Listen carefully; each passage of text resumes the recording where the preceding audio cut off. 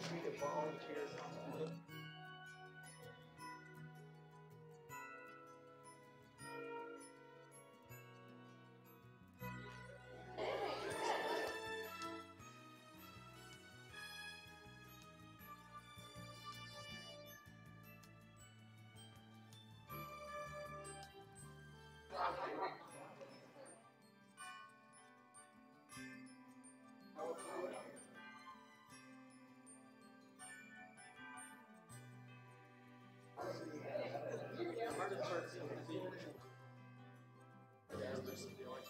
I went to the museum today. Awesome. Yeah, I couldn't see it. It's amazing. I never laughed so hard at the family portraits gone wrong.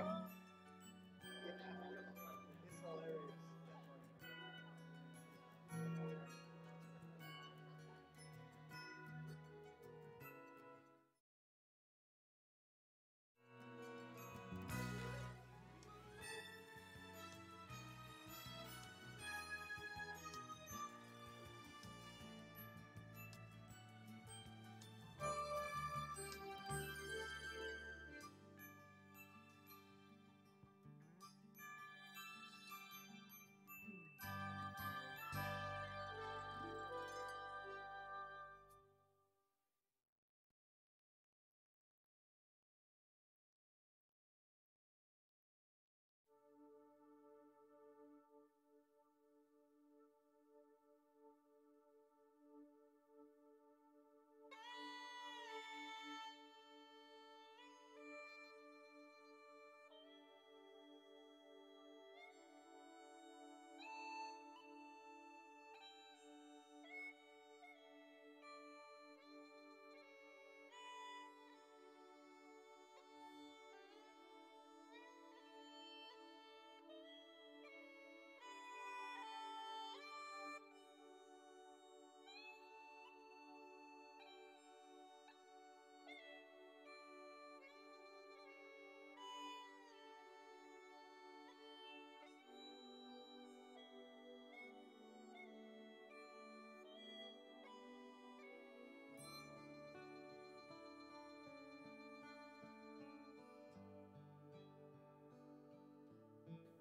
Not according to the clerk.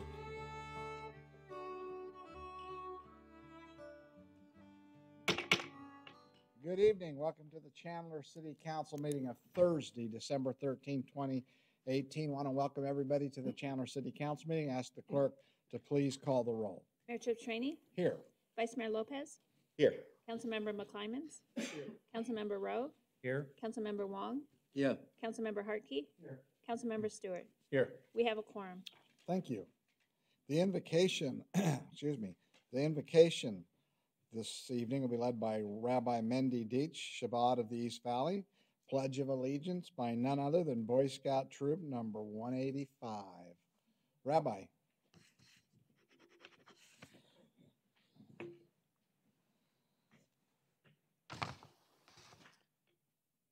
Good evening. God of heaven, Master of the world, look favorably upon the assembly of the city of Chandler.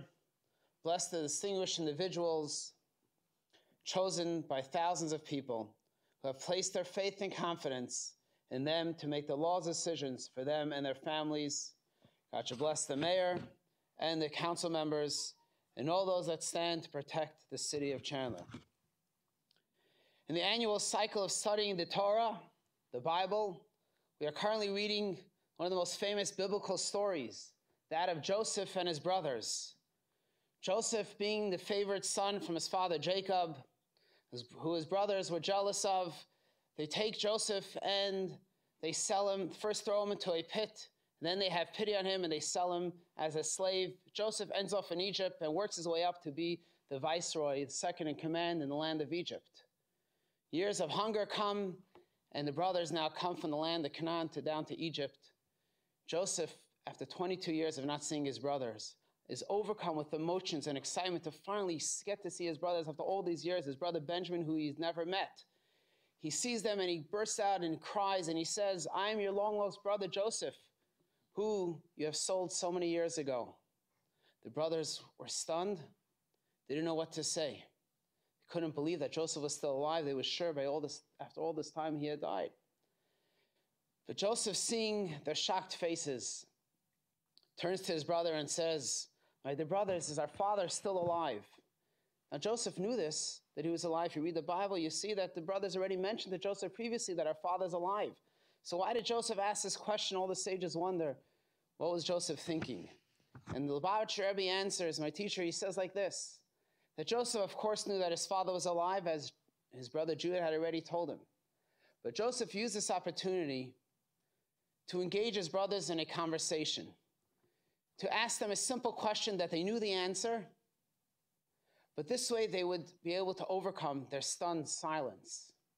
And this, I think, is the message for us today, that we have the power. Sometimes we're in a position of power, sometimes we're in a position of authority, and we have to utilize our words and utilize the moment that we have to engage those that we are talking with, those that we are speaking with, to help them overcome their stunned silence, overcome their possibly abuse, or other times, other areas where they don't have a voice. We have to be there to encourage them to speak up, to say the words that they are thinking of, and to help them and guide them to live a more meaningful and a stronger life. And with this, I bless each and every one of you, of the city council, and the leaders of the Chandler community, and all the citizens of this great city. That God should give us all the strength that we need to find the right words, to be able to be sensitive and use the words properly to uplift and to share God's message and the message of hope, peace, and love with each and every one of our citizens. God bless.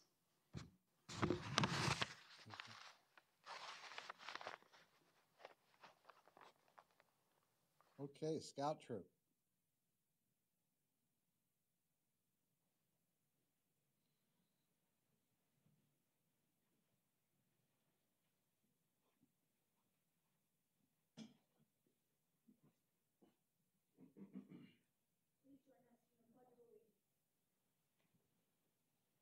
I pledge allegiance to the flag of the United States of America and to the republic for which it stands, one nation, under God, indivisible, with liberty and justice for all.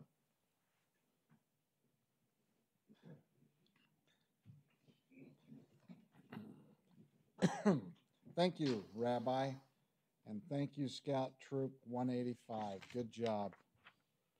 Council, the first item on the agenda is the consent agenda. What's your pleasure?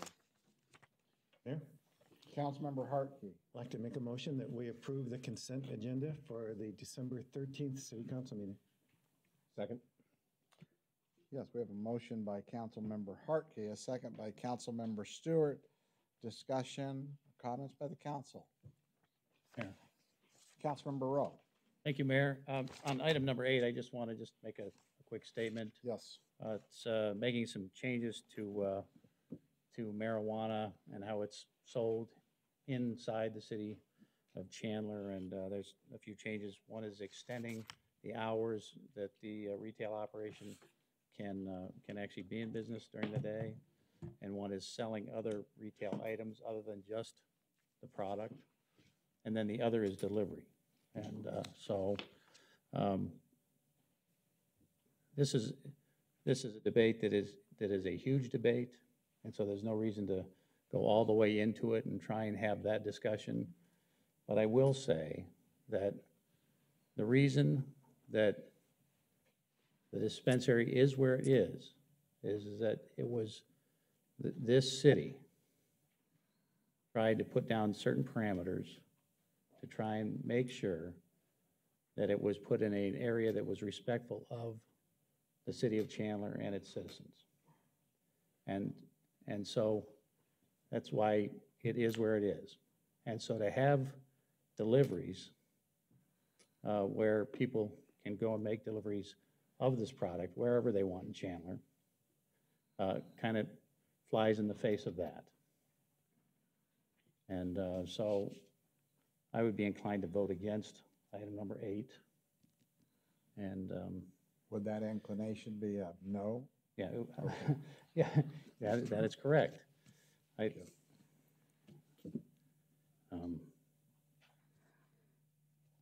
I think the one thing that's important here is that the changes that we're talking about making today is about a change to the code. So we have who I believe to be a pretty decent person running that business in Chandler today, but we're not making this change for them. We're making it for any and all future businesses like this in Chandler. And so, can we predict who those folks are? No, we can't. And so, anyway, the answer is I would vote no against that. Further comments from the council?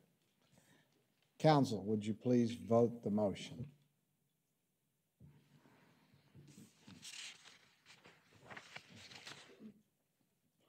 Motion to approve the consent agenda passes unanimously, with the exception of item 8, Councilmember Rowe votes no. Okay, thank you, council. Thank you, clerk. The next items are on the action agenda.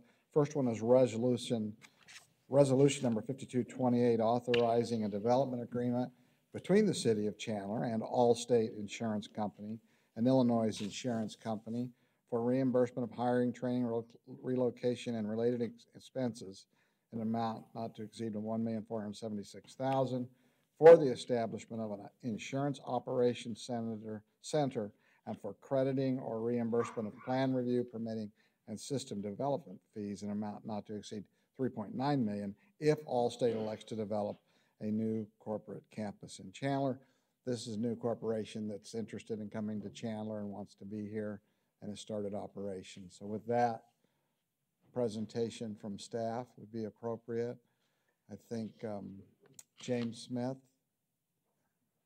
and Micah Miranda. Micah Miranda, council is a little bit under the weather with his voice. I think James is going to carry the ball. Good evening, Mayor and Council. That is correct. I seem to be losing my voice today. So with that, I'm going to turn it over to Mr. James Smith. He has been our project lead on this for the past 2 years, so he's intimately aware of the project and everything that's gone on to it. So I'm happy to turn it over to James right now. Thank you.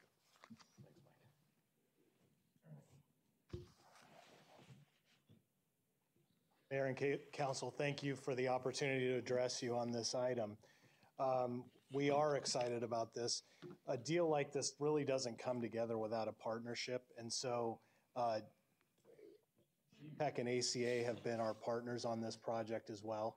GPEC does have Brad Smith here representing them if you do have any questions for them, but really this is a partnership. This really came together as a result of that partnership. So Allstate conducted a competitive selection process. They looked at cities all around the country. As Micah alluded to, we've been in discussions with them since early 2017, so we're nearing 2 years with this.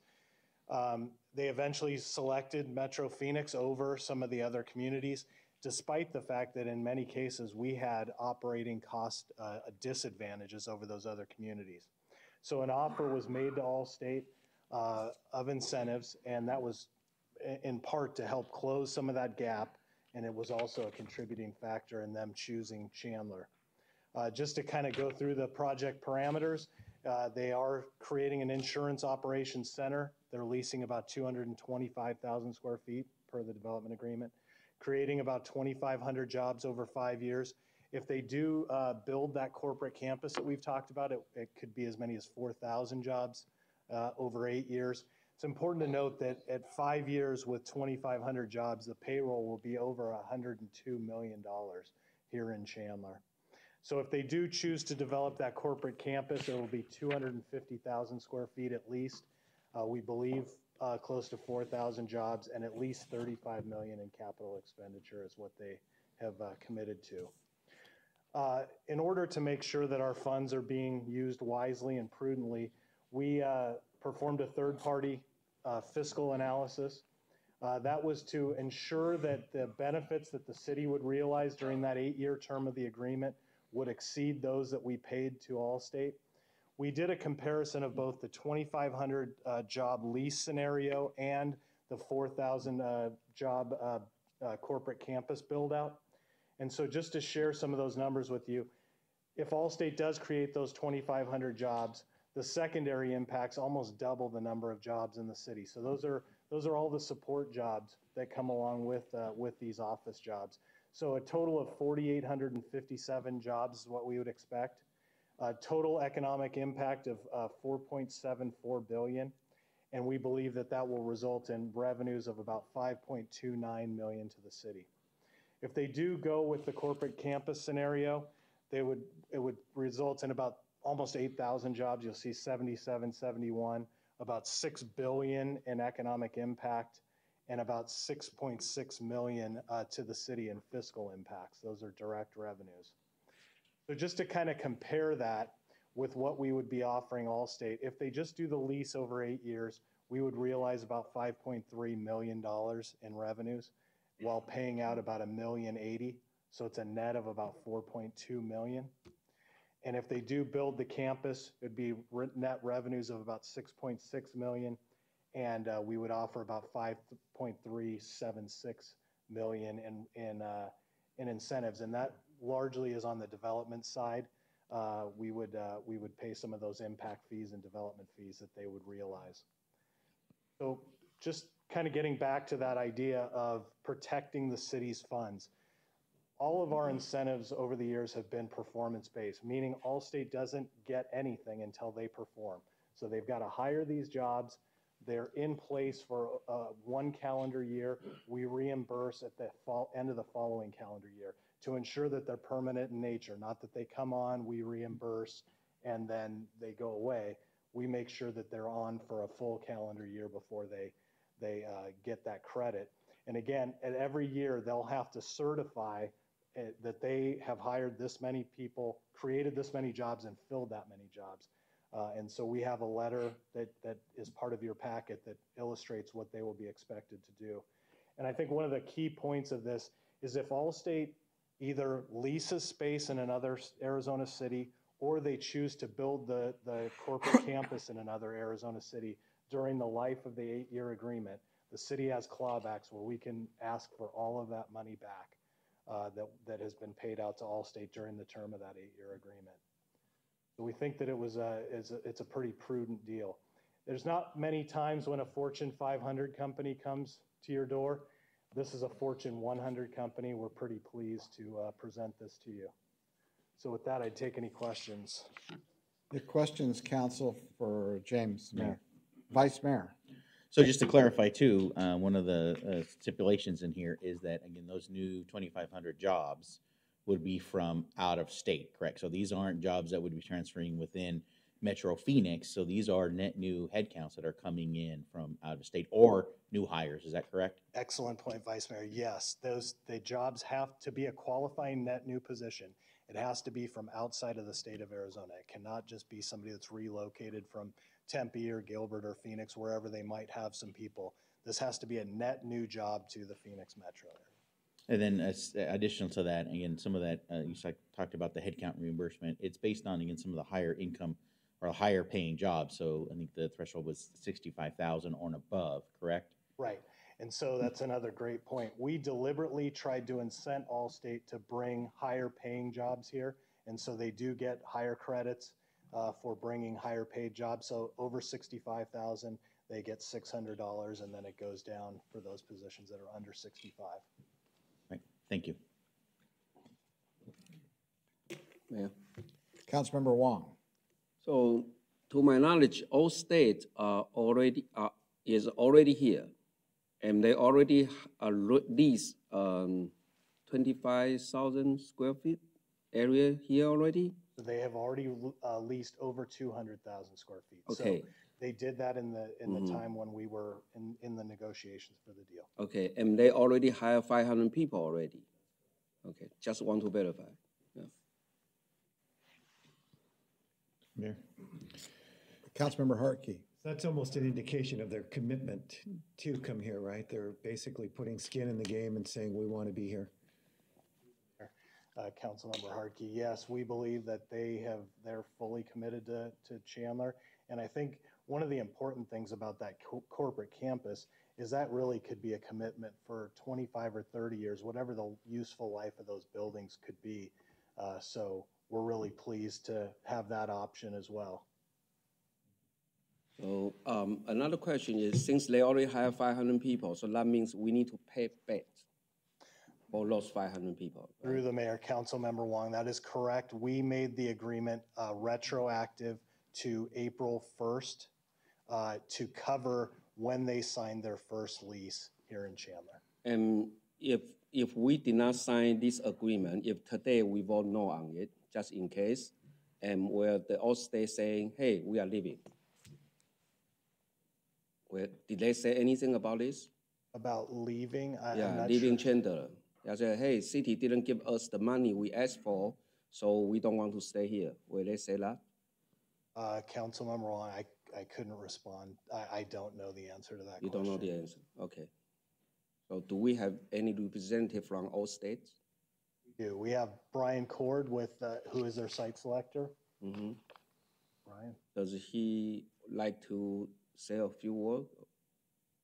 That's up to you. Yeah. I'm gonna, actually, before we get to him, I'd like Brad Smith from GPEC wanted to speak to this item, so Brad, GPEC's our partner in, along with ACA,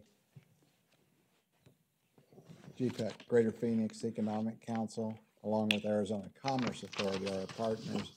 Brad represents GPEC. Brad, Yes, thank you. yes. Brad's also a former economic development specialist in Chandler. I am, yes. Good evening, Mayor and members of the City Council. My name is Brad Smith. I'm the Senior Vice President for Business Development for the Greater Phoenix Economic Council. As hopefully many of you know, we are the Regional Economic Development Authority for the Metro Phoenix area and represent the fine city of Chandler along with the other cities in the Metro Phoenix area to attract quality employers and jobs to this area. I think on behalf of our board of directors with Chris Camacho, our CEO, we wanted to be here tonight to voice our support for this tremendous project and very important project for the Metro Phoenix area. So Project Clipper, as it once was known, now known to you and many others as Allstate, actually came through our doors back in early 2015 and started as kind of a smaller project. They were looking at Metro Phoenix for just a few divisions. And I think through their due diligence process have found that the Metro Phoenix area and the East Valley and in particular the city of Chandler is a great location for them and offers them many opportunities to hire the best and the brightest people that they need to hire to succeed as a corporation. Chandler was shortlisted as James mentioned. This was a highly competitive project. When we work with many employers and during their due diligence process, they're looking at labor force. They're looking at many different regions and cities that they can go to. And believe me, every city wanted this project. They want the 2,500 jobs. They want the economic impacts that come with this type of project. It's a tremendous project for the region, for the East Valley, and the city of Chandler. It's going to be, one of their larger hubs in the U.S. for Allstate as they continue to grow and expand. Make no mistake, these projects, as James alluded to, do not come through our doors often. It's a Fortune 100 company, and with over 225,000 square feet and over 2,500 jobs, really represents about 1% of our active prospect portfolio right now. And if we looked at the last 5 years of our office deals, over 225,000 square feet, and there was 4 of them, and this is one of them. And you should be proud as the mayor and council of this fine city that they have selected Chandler to be one of those locations they want to grow and expand in. So you'll hear more about you heard about the economic impacts to the city and to the region. Again, a great project. So again, we want to thank you for your consideration and again, voice our support for this great project. Thank you, Brad. Mayor?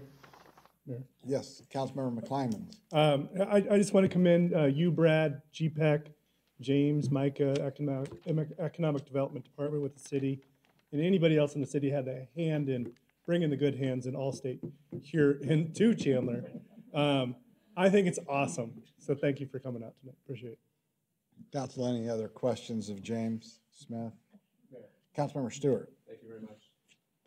Micah, James, Brad, and Great job on bringing this opportunity. You know, I did a lot of homework on this, and this is just a great deal for Chandler from top to bottom. When I look at it, it's Fortune 100. It recognizes a top 50 company for being community-based, so they're involved in their community, much like our Intel here. 2,500 jobs, 770 million direct impact just from the creation of this.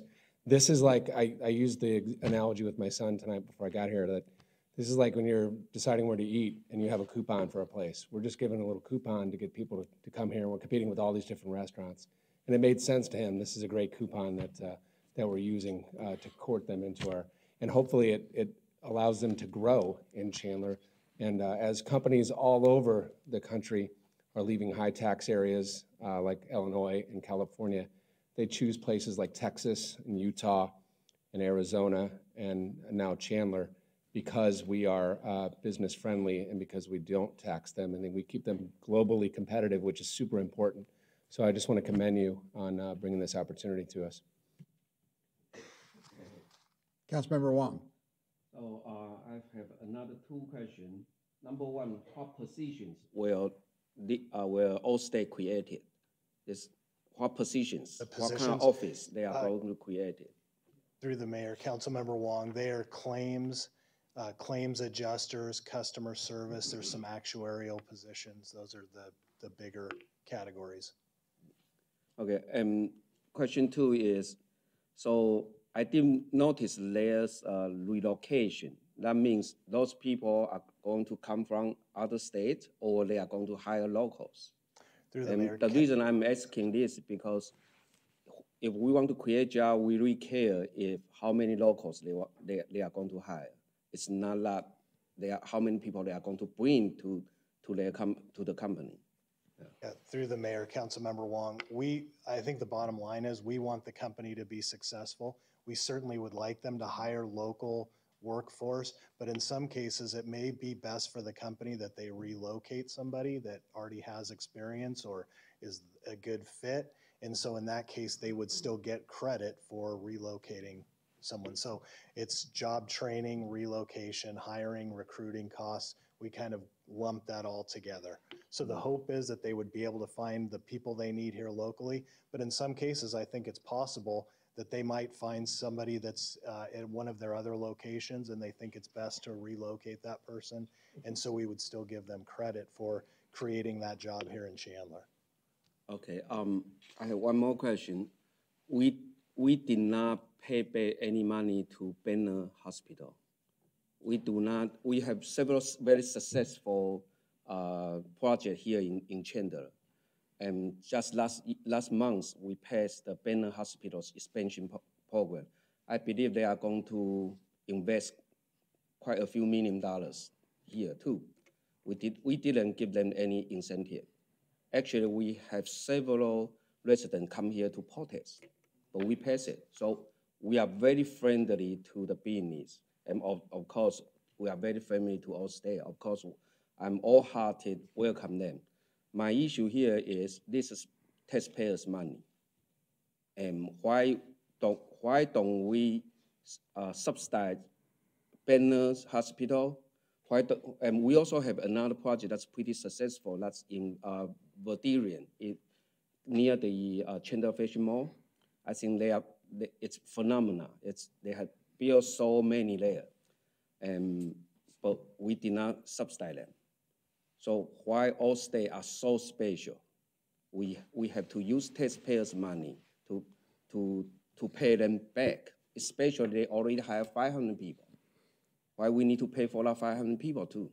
If we pay for the later 2,000 people, well, I think that probably kind of still we can say, but they already here, and they already hired the people. So this is my question. Yeah. So Councilmember Wong, I would respond by saying that Banner is a local. They needed a hospital here locally, and Allstate likely could have gone anywhere they wanted in the country and probably been offered more incentives than the city of Chandler has offered.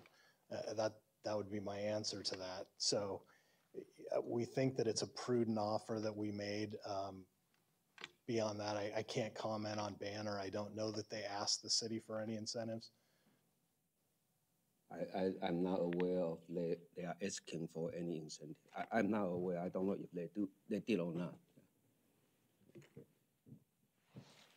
Okay. Thank you. Thank you. Thank you. Excuse me.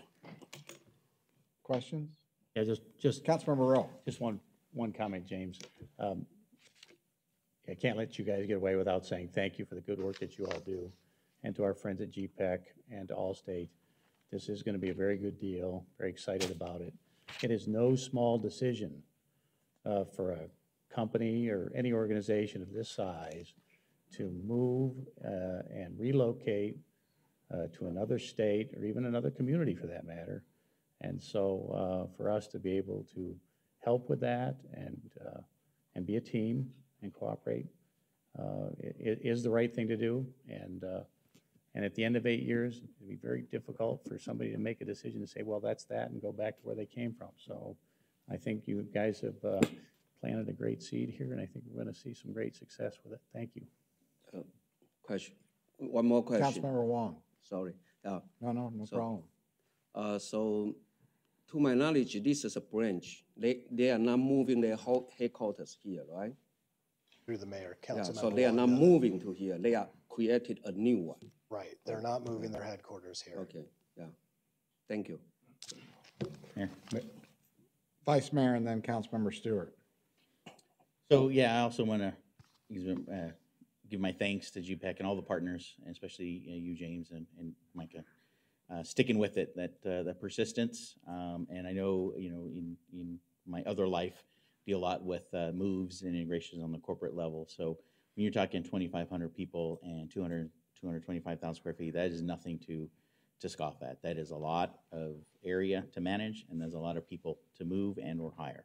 So it's very significant to our community, and I do believe that this is an investment into the community to bring Allstate here, and I think it's a win-win for both of us. I do think they're going to be a very good community partner, and I do look forward to working with them in the future. Councilmember Stewart. Mayor, I'd like to make a motion. That'd be appropriate. To vote on resolution number 5228, authorizing a development agreement. Wait a minute, I have one more thing I want to say. Well, you'll be able to say it, but Okay. he's going to make a motion. Sure. I'll second. He's got to make the motion. I'm excited too. Relax. I want to get. Relax, Council. I want them to cut the Councilmember Stewart, ribbon. make your motion.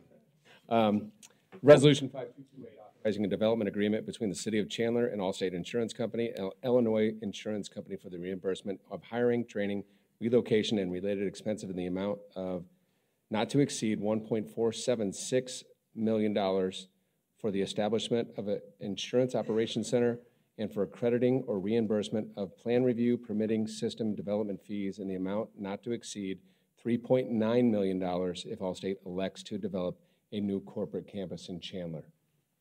That sounds exactly like what I seconded. Okay. Councilmember Wong, your turn. Okay, just want to make a statement. Number one, this is actually two items. I really think it should be voted by two items, not just one item. It shouldn't be altogether. Number two, the first time I heard about this was last Thursday. Okay, to me, it's last Thursday. And I kind of, okay, what's that? Yeah. Maybe it has been some kind of discussion before or something, but for me, the first time I heard that was last Thursday. And then on Monday, it's already on newspaper. I kind of feel, well, so I know it on Thursday, it's on newspaper on Monday, and then I need to make a decision on today. This is taxpayers' money. We are going to use taxpayers' money to invite Allstate, a very famous Fortune 500 company to our community, and I only have 1 week to make a decision. I kind of feel not very comfortable. Number three. Mayor, I'd like to call for the question. Go ahead and let him finish. Number three, again, we are very poor development, we are very poor business. And I also want to commend on Micah and James. Thank you very much for your work. And you are wonderful staff. We have been working wonderfully together. So, but again, this is taxpayers' money. And I do have question about the philosophy, why we are paying back the taxpayers' money back to a private company. And according to your presentation, after 8 years, the benefit to the city, the tax revenue to the city is only about maybe $5 million more or $6 million more. And but this, the money we are giving to all states, this $5.4 million, it can be a library, it can be many other things. So, and for a Fortune 500 company, why all states want this money? So this is my question. Of course, I think I share with every councilman who have already expressed the support here. Well, of course, I support all states. I also support business.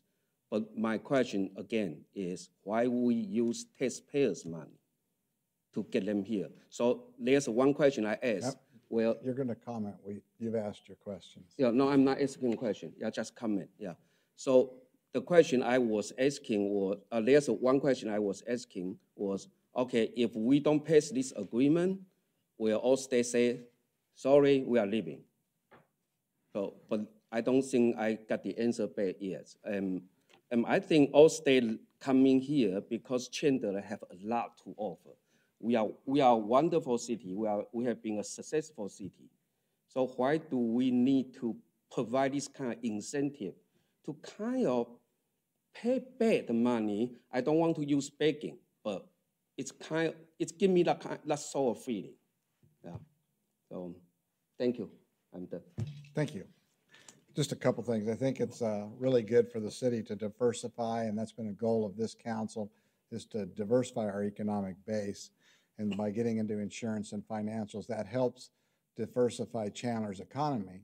Chandler's the innovation and technology hub of the Southwest, and we already have a very strong presence in technology. This has been a goal to diversify our economy so we're not at risk for any one particular downturn in any particular sector of the economy. So I think this is a really good move. Appreciate all the work from the manager and the staff. As far as Councilmember Wong, when you say that you didn't know anything about it till last week, I mean, I'd heard that and I asked staff and they said you were briefed twice on this project over the last 18 months. So that's something that you need to either keep your notes and make your notes when you're briefed by staff or develop some other mechanism, but you were briefed on this according to staff. So those are my comments, and with that, council, please vote.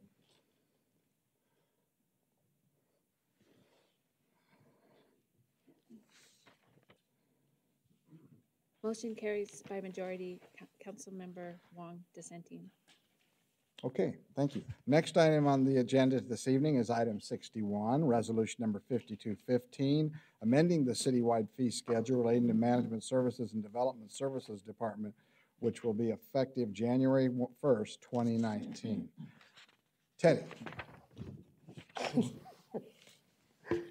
Mayor, I'm actually going to give the presentation this evening. He's bringing up the presentation for me, but I'll go ahead and start. Mayor and Council, tonight we are bringing forward some modifications to our citywide fee schedule. We have all of our fees that are charged across departments summarized in one citywide fee schedule, with the exception of those set under statute, such as utility fees and system development fees. Typically, we review our fees annually and we bring them forward with the budget process. But we do have some mid-year changes that we're bringing forward this evening.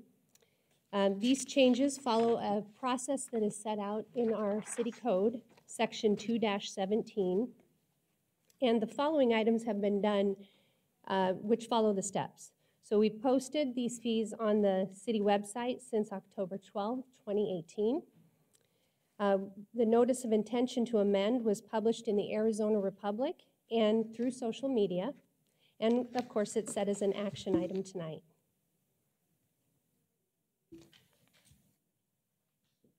And here I neglected to even turn the slide. So there you go. The next slide summarizes the fees we're bringing forward this evening from the Management Services Department. All of these fees are related to city code changes that have happened, either been approved already or are in the process of approval. Those city code amendments include a statement that says the fees are set by resolution, and that is this evening. We don't typically list fees in our city code. That is done through this separate process.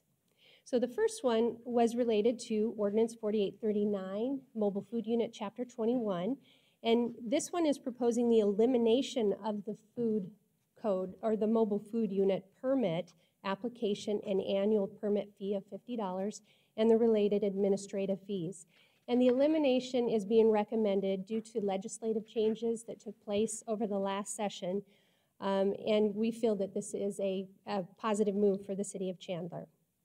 Additionally, Ordinance 4840, Chapter 58, which is a chapter titled Licenses for Teletrack Wagering and Facility Sites and Other Sites. That included theater licenses and mechanical amusement device licenses. Both of those licenses are being recommended for elimination as well. The city staff did a review of all of our licenses and permits and internally and looked for opportunities based on council direction to look for those that do not have a direct correlation with public safety. These are two of the licenses that do not have a direct correlation, so are being recommended for elimination. The theater license is an annual per screen fee of $50 that is to be eliminated, and the mechanical amusement device is a quarterly and annual fee of $15 and $50 and a related delinquent fee, also being recommended for elimination. Finally, for management services, we have Ordinance 4853, Chapter 15, which is a chapter titled Auctioneers and Pawnbrokers and Other Secondhand Dealers. That was approved as well. That code change, the related fee that goes with that is related to a new technology where they can, it's an automated electronic device kiosk where devices such as cell phones, tablets, laptops can be turned in and recycled or sold through these stations. They have security. It is supported. It was already passed through code, and the related fee being recommended is an annual permit fee of $500. That is the only new fee this evening. Finally, Development Services Department recently had a ordinance come through, 4846, Chapter 35, that replaced the liquor use permit, and Teddy's getting up to change it, here we go, the liquor use permit with an entertainment use permit. And this one, it's transitioning to a more business-friendly and commonly used permit, commonly used by most of our cities, but it is the same cost of $475. Those are all the recommended fees we have this evening, and I'd be happy to take any questions. Questions, council or staff? If not, a motion would be in order. Mayor. Vice Mayor. So thank you for all the time invested. I know there were some changes required by us for some oversight from the legislature, and then also, again, bringing our own code up to date. And I was really surprised that we had a theater fee. I think you also snuck in a Flicks Brewhouse picture in there. That's what it kind of looked like. Yeah. So good job. So I move for the resolution, move for approval of the resolution number 5215, amending the citywide fee schedule relating to management services and development services departments, which will be effective January 1st of 2019. Second. Motion by Councilmember Lopez, Vice Mayor Lopez, second by Councilmember Rowe. Council, further comments or concerns or questions? Councilmember Stewart. Yeah, I'd like to, can I vote no on just one line item of 4853? I believe so, yes. Okay, thank you. Clerk, please note that. Which one is that? Mayor, if I may, Oh, this is one resolution, we really don't have a line item veto, which is kind of, okay. So he can't just vote so you no on can't that really vote no. I one mean, fee? you express your concern about the one, but I would recommend that it be a yes or no vote for the entirety, since it is in one document that we're presenting. Which one does Thank you. he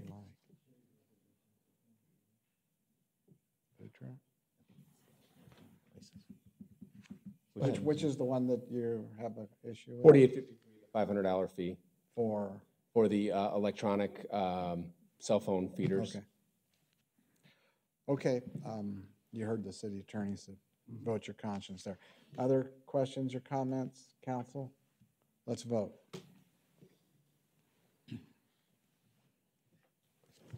Motion carries unanimously.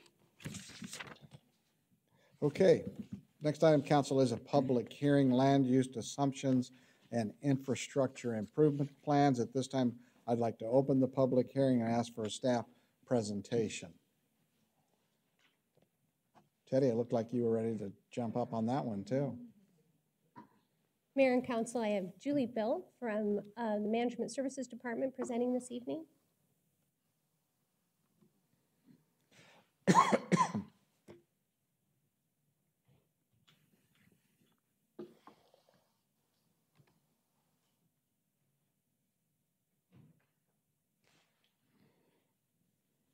Okay, thank you. Good evening, Mayor and members of the council. Getting used to some new technology here, so please bear with me tonight. Thanks. Tonight's our public hearing for the first of many updates we'll have to do as part of the statutory requirements for our System Development Fee program. Tonight's public hearing is specifically on the land use assumptions and infrastructure improvements plan. These are required as a result of the overhaul about 5 years ago of the state's System Development Fee plan, and those requirements then pass on down to the city.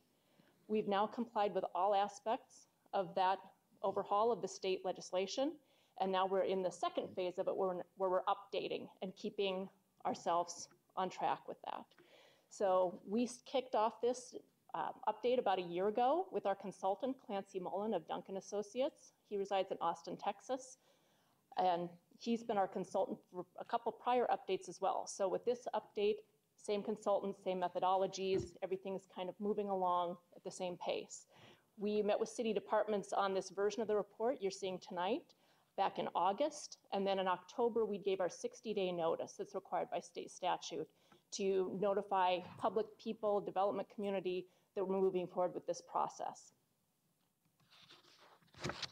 So tonight what we're going to cover is a little bit about our System Development Fee program here in the city, because we have a lot of new faces on the council since we had to update this.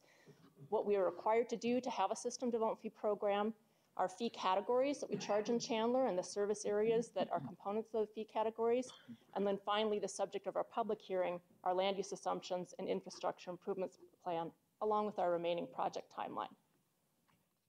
So getting into Chandler specifically, we've been the first city in the state of Arizona that's charged the full range of impact fees.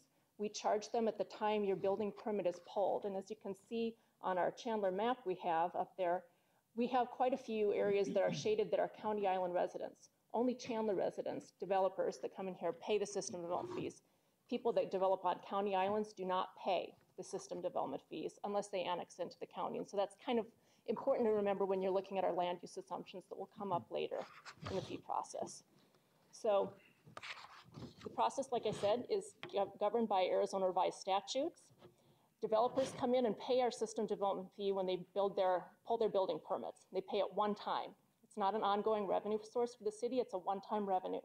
We can only use it for growth-related CIP projects. We can't use it to fund repairs and maintenance or ongoing maintenance for any of these projects. And we can't use it to fund capital projects that only serve residents that are already in Chandler. It's for expansions and things that are needed for growth. So the program requirements are actually quite onerous at times, and some cities have decided no longer to charge system development fees because of the constant updates and things you have to do to take part in this process. Our land use assumptions are the projection of changes in land uses, densities, and population for a specified service area over a period of at least 10 years and must be pursuant to our general plan. We have to update this land use assumption every 5 years. The infrastructure improvement plan includes things like the projects that we're going to develop, the service fee, the service areas within each category. That also needs to be updated every 5 years. So we did our first adoption back in February of 2014. So we are on track right now to have our next update adopted prior to the deadline of February of 2019. This document also includes our updated fee schedule. That is not the topic of our public hearing tonight. Will have to come later for a separate public hearing on the fees. So you're not taking any action tonight, and you're not approving any fees tonight. We're just talking about the assumptions used in the report tonight. We're also required to adopt an annual statutory report that's kind of an activity of what we've done during the year. So it's a reconciliation of where we are in each fund, the revenue we've taken in, and what we spend out of that fund. And we have to have maps of our service areas and the fees that we charge by category too. And we issue that 90 days after every fiscal year end. It's out for about the last 10, 15 years on our website, so developers at any time can see that and track what we've been doing over the years. We also have a requirement to have a biennial audit of our impact fee program. We had our first audit completed last fiscal year. We had the public hearing on those results in April of 2017. And with the timing of how that works for 16-17 and 17-18 fiscal years, we're going to be undertaking our public hearing coming up in January, about our public hearing, our audit. And so we'll be moving in tandem with this update and our audit process in the next couple months when we're coming forward to council to have them reviewing items. So our fee categories itself are either charged by an equivalent dwelling unit or a square foot. And we have arterial street fees, parks, fire, library, police, public buildings in these categories. And then ones that we charge by meter size are on our utility side for reclaimed water, wastewater, and water. And if you notice, we have some asterisks in some of these fee categories.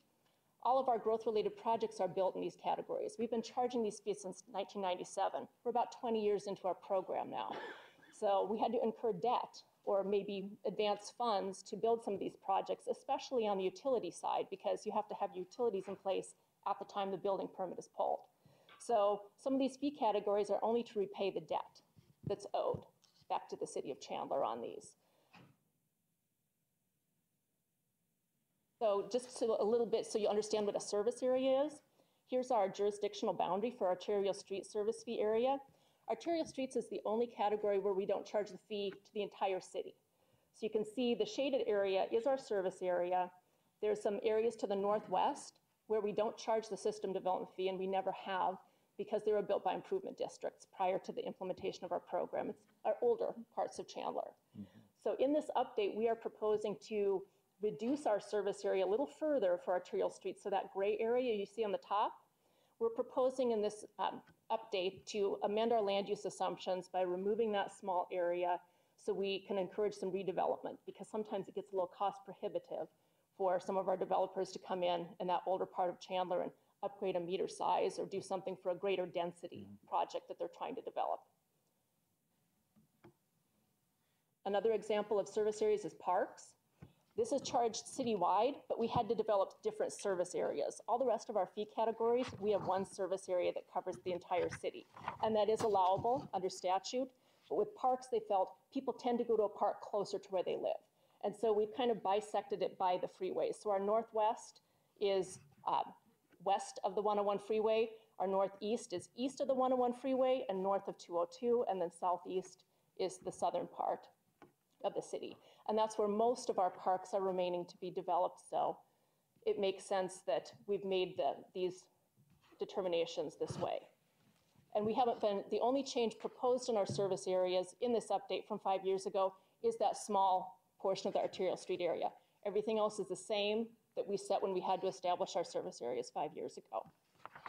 For our land use assumptions, they were updated to reflect the general plan, which was updated by a vote of our citizens a couple years ago. And so there are greater densities in that general plan. And so that made a change in some of the equivalent dwelling units, and you'll see how that calculation works through as we come back over the next couple months and how that can affect our fee calculations. We did have our current EDUs based on our city projections, but the build-out EDUs are based on some MAG projections that the city also utilizes when they do their projections. So just a little bit of a comparison from this update to what we updated our last. You can see those higher densities have resulted in our build-out units increasing. So when we did our update last time, we thought our build-out units for residential were going to be about 115,000 with both single-family and multifamily combined. Now we think it's going to be 122,000. So that's more development coming in to pay the same amount of costs for capital. Similarly, you can see on the non-residential side, in our last update, we thought we were going to have a build-out square footage of 103,000. Now we feel that that's going to be closer to 119,000. As you remember, the arterial street category is not the whole city, and so those actually are shrinking a little because we're removing that area. So our build-out units before, we thought were about 69,000 for residential. With the removal of that gray area, now it's going to be about 58,000. And there's an increase actually in the non-residential square footage because of some higher densities and different projects that came through in this last version of the general plan. Our infrastructure improvement plan consists of the growth-related capital projects that we look at every year as part of the budget process. And we also have to update our debt. Sometimes we've paid off some debt over the years. Other times we might issue some new bonds, and so debt gets added on. And so that was part of this process of updating our infrastructure improvements plan to make sure we had everything in there at the correct amounts. This is what our pledged debt looks like, which is important to note as we move forward. In this next update that covers 10 years in this plan, arterial streets is the only category beyond that 10 years that will still have growth-related projects to build.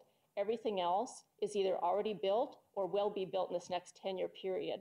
And we have a pretty significant amount of debt on the utility side that you can note because those are the projects we had to have in place and get reimbursed by the system development fees.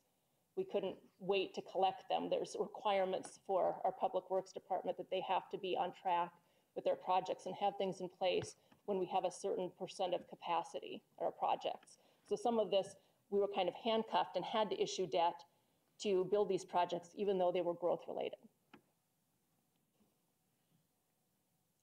Our remaining project timeline is to come back a month from now. There's a 30-day waiting period that's mandated before we can come back after this public hearing tonight and adopt the land use assumptions and infrastructure improvements plan.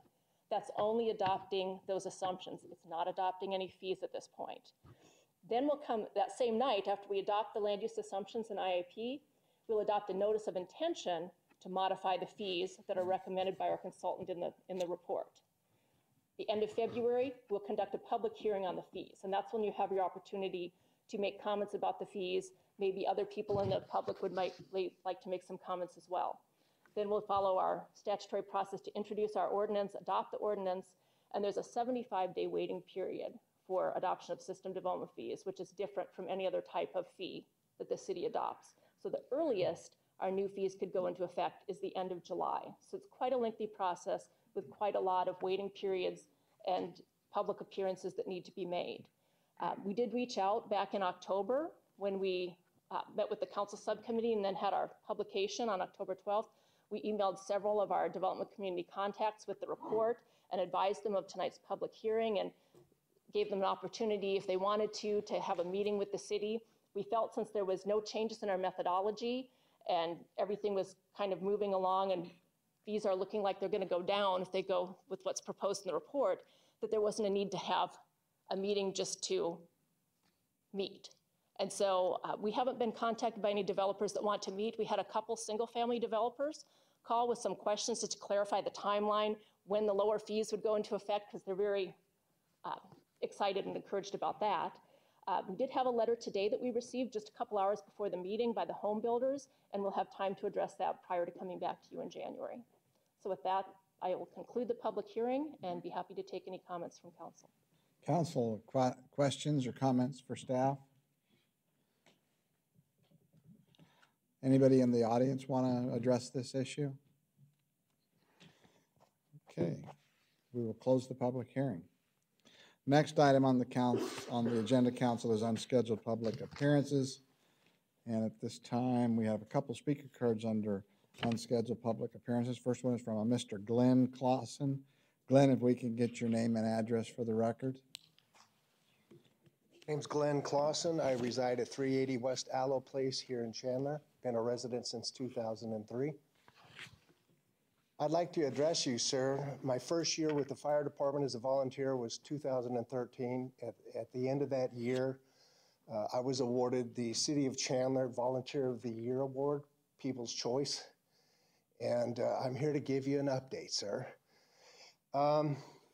Let's talk about that year. That first year, it took me 11 months to take care of every single firefighter in this city in all 10 stations. 2 times a week, I took a city car to those stations, picked up the gear, and that gear is the cumbersome turnouts, the jacket and the trousers that they wear going into live structure fires.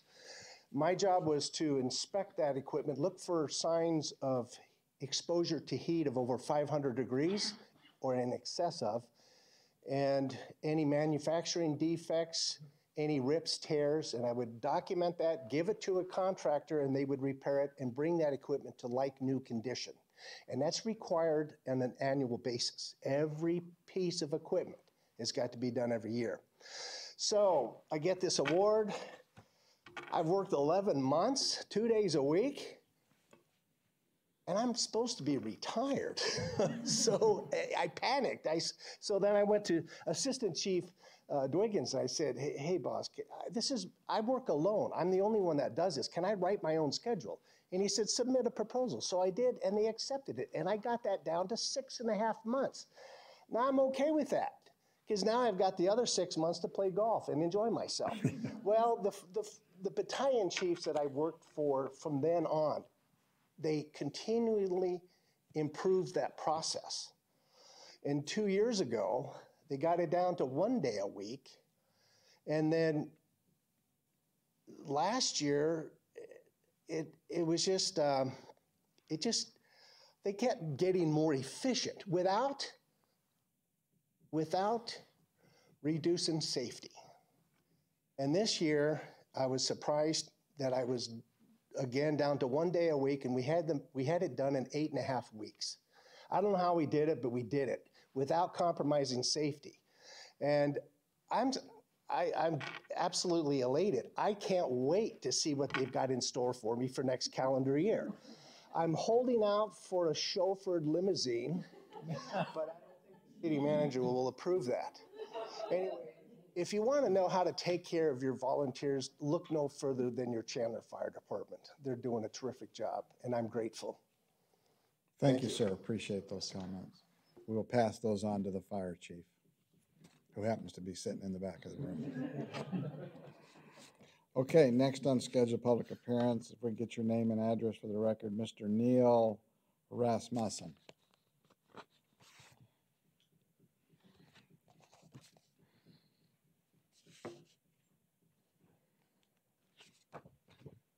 Can we get your address for the record, Hi, sir? everybody. Neil Rasmussen, 670 East Jasper. I'm a new resident to Chandler, and I'm glad to be here. My first time in this room. It's a beautiful room. The town I've come from is less than half the size of Chandler, and the public space is half the size, and this is just a beautiful room, so kudos. I'm here tonight to make 2 requests. First, and this is not the reason I'm here, but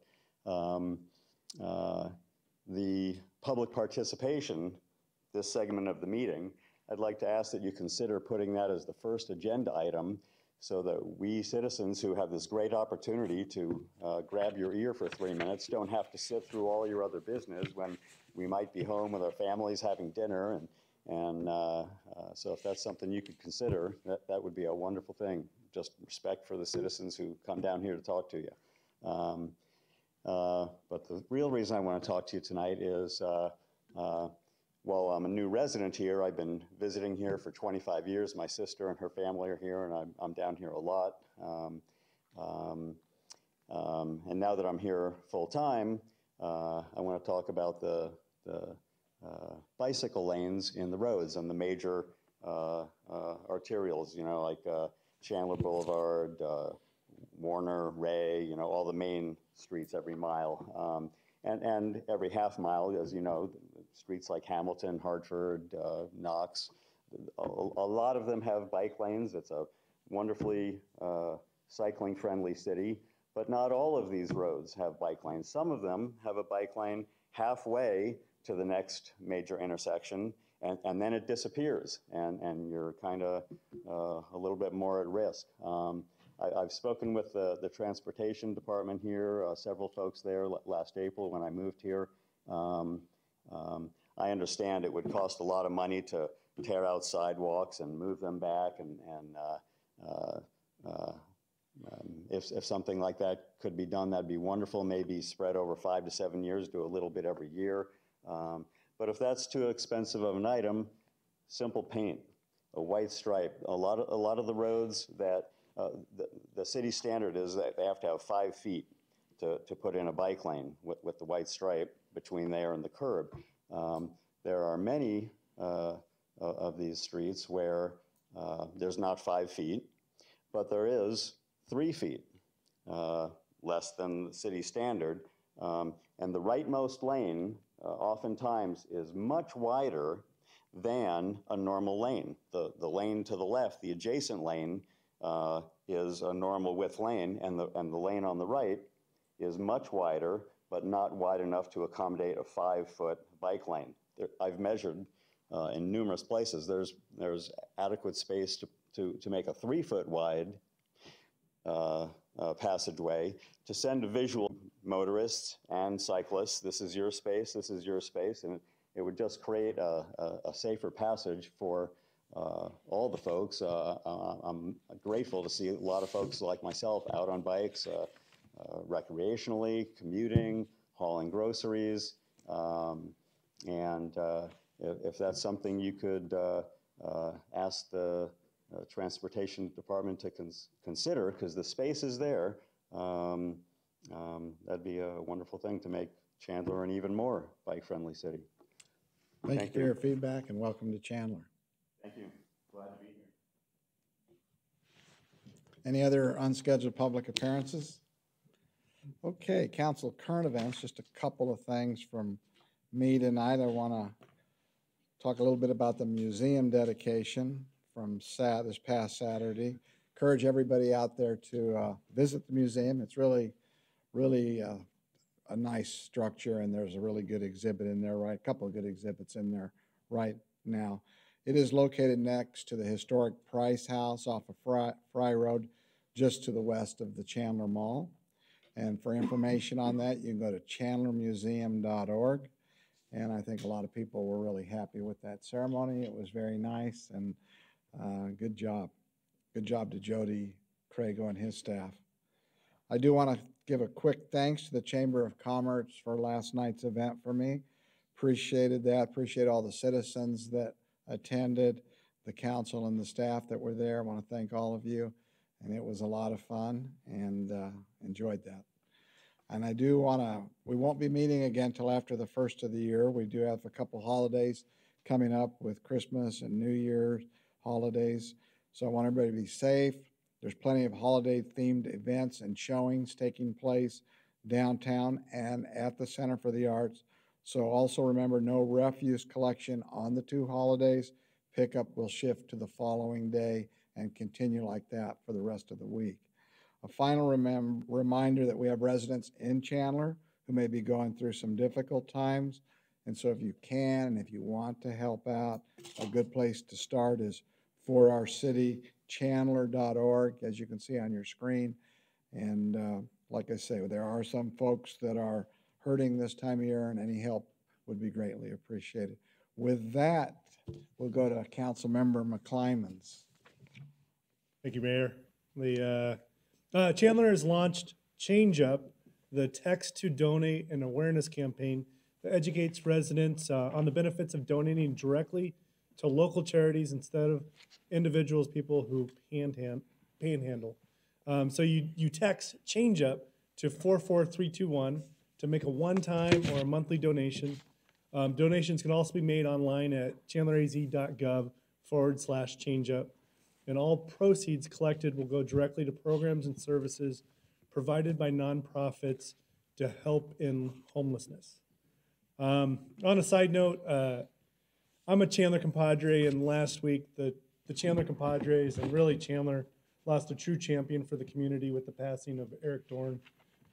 Eric became a compadre in 2000, was a life member and a past president of the compadres. He really dedicated his life to helping others, especially young people in the community, through his work in youth baseball as well as the compadres. And today I attended his celebration of life, and there was over 500 people in attendance. It was an amazing turnout. So it was apparent that we lost one of the good guys. And so I just wanted to say rest in peace, Eric Dorn, rest in peace, compadre. That's all I have. Thank you. Councilmember Terry Rowe. Thank you, Mayor. Just want to be sure and wish the mayor and the council and staff a very Merry Christmas and a great holiday.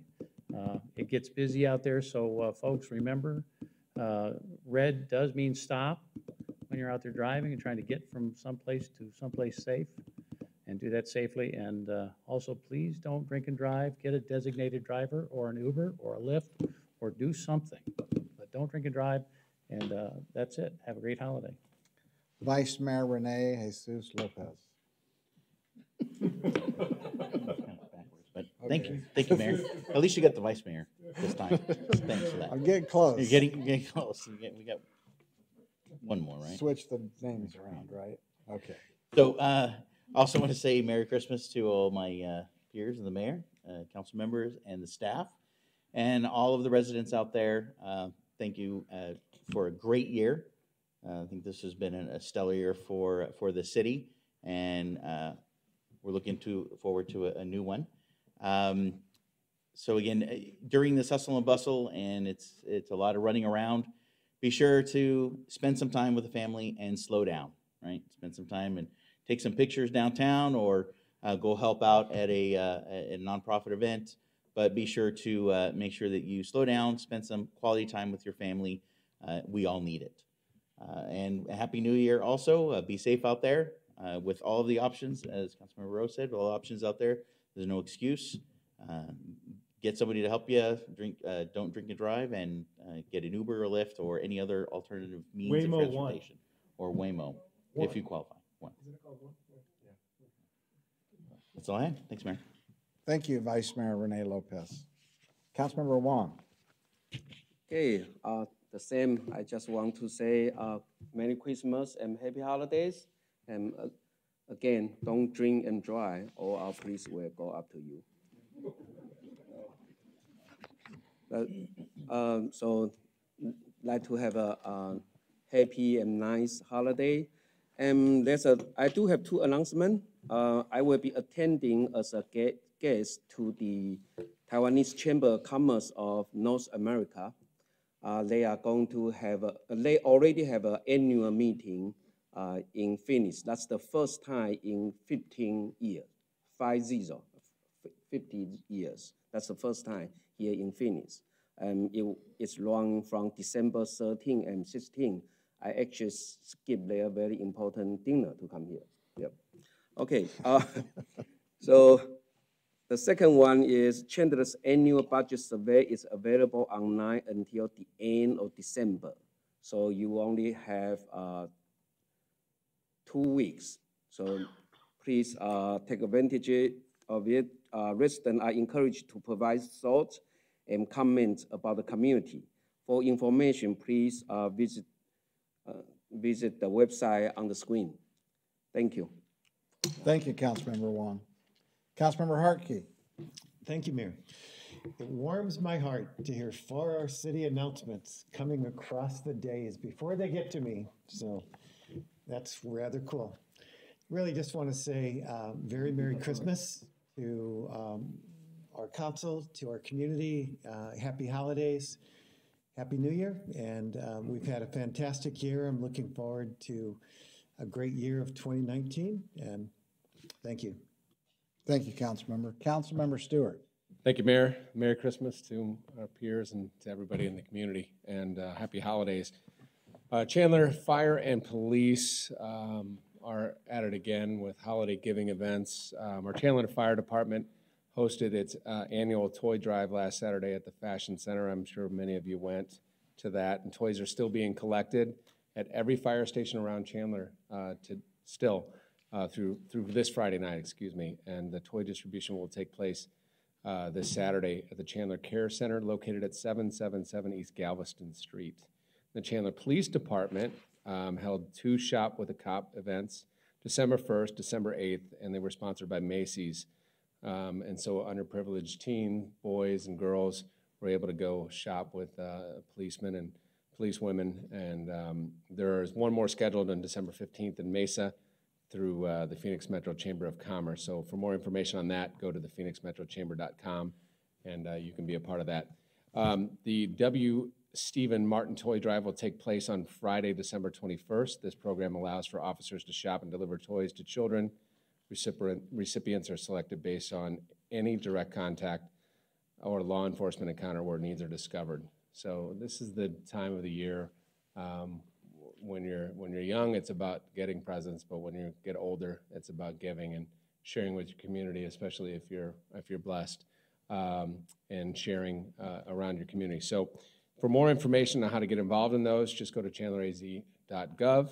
And then I also wanted to remind everybody that we can always watch these exciting council meetings on YouTube. They're live, and I want to say hello to Linda Sawyer, who asked me on Facebook this week on how she could watch if she doesn't have her TV with her. So, hey, Linda, and thanks for watching on YouTube tonight. That's all I got. Thank you, Councilmember Stewart. City Manager. Mayor, I would just like to echo some of what's already been said tonight. I would also like to welcome our new business partners at Allstate, and I would just like to take a moment to congratulate our economic development team, both Mike Miranda, our director, James Smith, who definitely was the front on this project for the last 2 years to bring Allstate to Chandler. The city operates in a very competitive environment, and the economic benefits of bringing another Fortune 100 company that will offer competitive jobs for Chandler and the East Valley is just one critical facet in maintaining the quality of life for the residents and businesses to enjoy. This project will be millions in payroll and possible capital investment and billions of dollars in economic output, all at absolute zero risk to the taxpayers of Chandler. I also know that economic development can't do these types of transactions alone. It takes mayor and council's longtime policy decisions around some of these things, as the mayor pointed out earlier, and all of Team Chandler to help back these types of projects that make Chandler the exceptional city that it is. Wish everybody a very Merry Christmas. Thank you. Thank you, City Manager, and thank you for your efforts on all of those economic development things. With that, meeting adjourned.